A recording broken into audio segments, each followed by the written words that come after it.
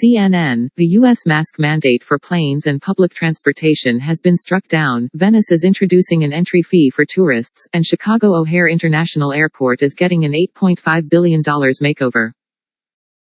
Here are the big stories in travel this week. Masks and mayhem canceled flights. Understaffed airports.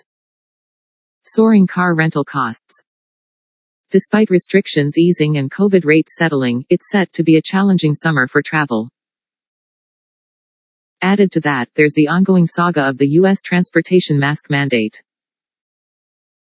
A federal judge ruled Monday that the government's mask mandate for airplanes and public transport was unlawful, but 2 days later, the Centers for Disease Control and Prevention announced that it had asked the Department of Justice to appeal the ruling. 3 major U.S. airlines have announced they'll be letting some passengers previously banned for mask violations back on their flights. Here's everything you need to know about the new U.S. mask rules for now.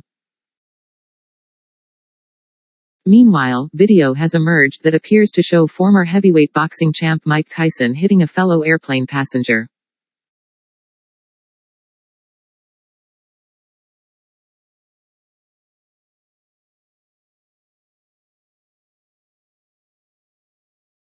Chicago O'Hare International Airport was for decades the world's busiest airport, but became notorious for congestion and poor customer satisfaction.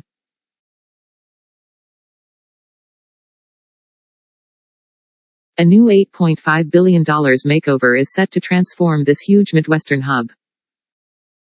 The current holder of the world's busiest airport by passenger traffic title is Hartsfield-Jackson Atlanta International. Tourism dollars. Global travel and tourism GDP could be back to 2019 levels by next year, says a hopeful new forecast by the World Travel and Tourism Council. It also reckons tourism will be a driving force for the global economic recovery, creating 1 in 3 of all new jobs. Some U.S. airlines are also expecting record revenue. In Venice, however, some of those tourism dollars will come from a new €10 entry fee, about $11, that will be introduced next year. It will be the first city in the world to introduce an entry fee.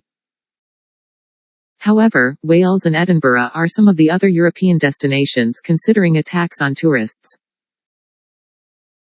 The CDC has overhauled its travel warning list, meaning many countries that previously carried a "do not travel" advisory are now simply "be up to date with your COVID-19 vaccines before visiting." Future of Cruising, our new monthly ticket series, continued this week with a look at the world's most incredible cruise ship cabins. We're talking $200,000 mattresses, cashmere bedding, hot tubs, in-suite slides and TVs so large they're home cinema level.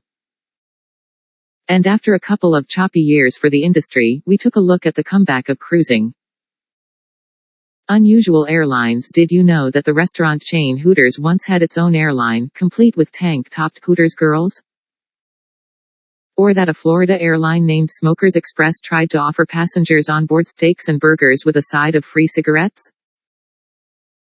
Then there's Pet Airways, also based out of Florida. Why is it always Florida? Which was dedicated to cats and dogs. Our tips on pet passports here. Find out more in our roundup of unusual airlines that really existed. No sand?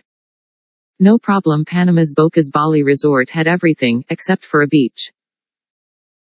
So they built one, 90 feet 27 meters long and, unusually for sandy shores, over water.